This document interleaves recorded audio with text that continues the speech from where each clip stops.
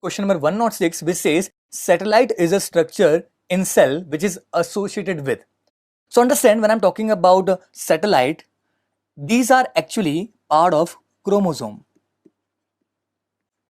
So these are the part of chromosome beyond secondary constriction. So the part of the chromosome beyond secondary constriction is actually called as a satellite.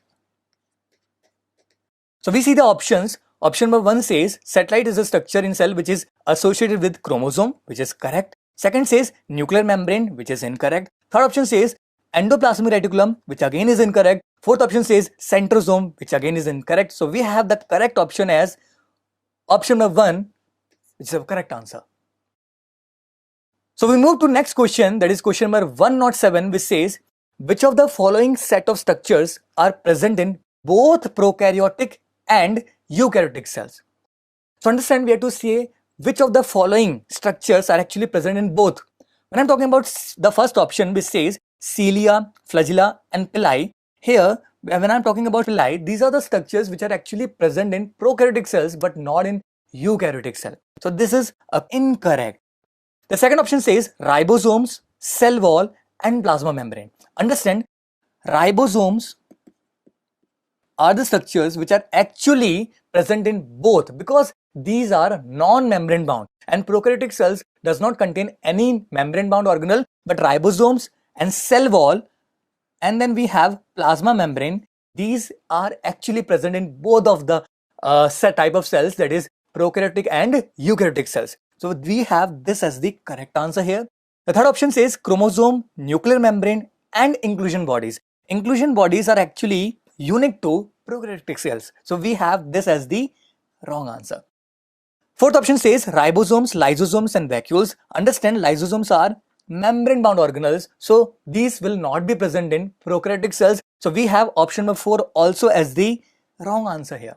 We have got the correct answer, option number 2, which says they consist of ribosome, cell wall and plasma membrane. So we move to the next question, that is question number 108, which says the smallest living cell known lacks. So understand, when I'm talking about smallest living cell, these are nothing but mycoplasma.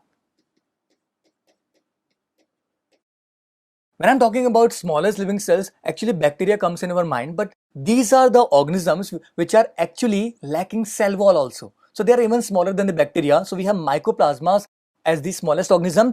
And now, what they lack? Do they lack DNA? No, they don't lack DNA. They have DNA as a genetic material.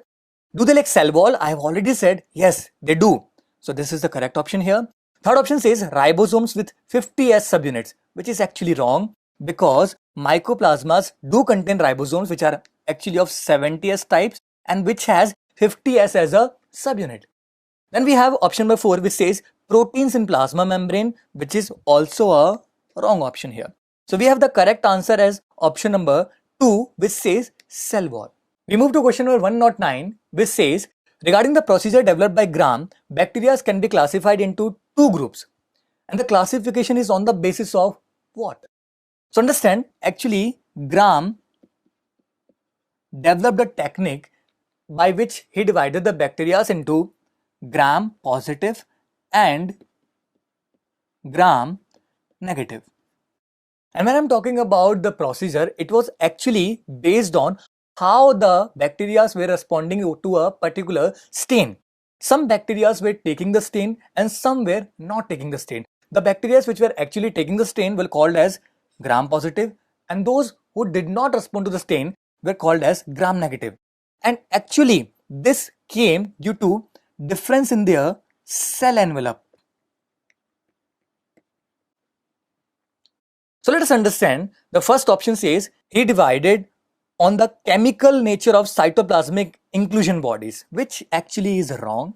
The second option says RNA types in ribosomes, which is also wrong. Third option says presence and absence of proteins in the cell wall, which is also a wrong option here.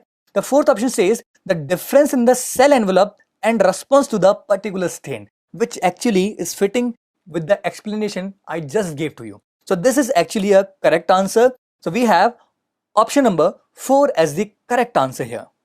So we move to the next question, that is question number 110, which says match the following columns and choose the correct option. So we have to match column 1 with column 2.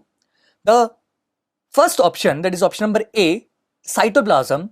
Understand, is it circular DNA? No. It's going to match with option number 2, which says is the main arena of cellular activities. The B option says centriole. Is it circular DNA? No. Is it main area of cellular activities? No. Does it contains chromatin? No. It actually is going to help in cell division because it is going to help in the spindle fiber formation. So it's going to fit with option number 4.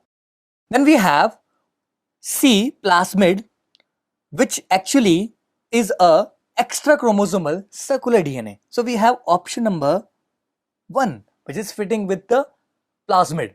Then we have nucleoplasm, which actually contains chromatin.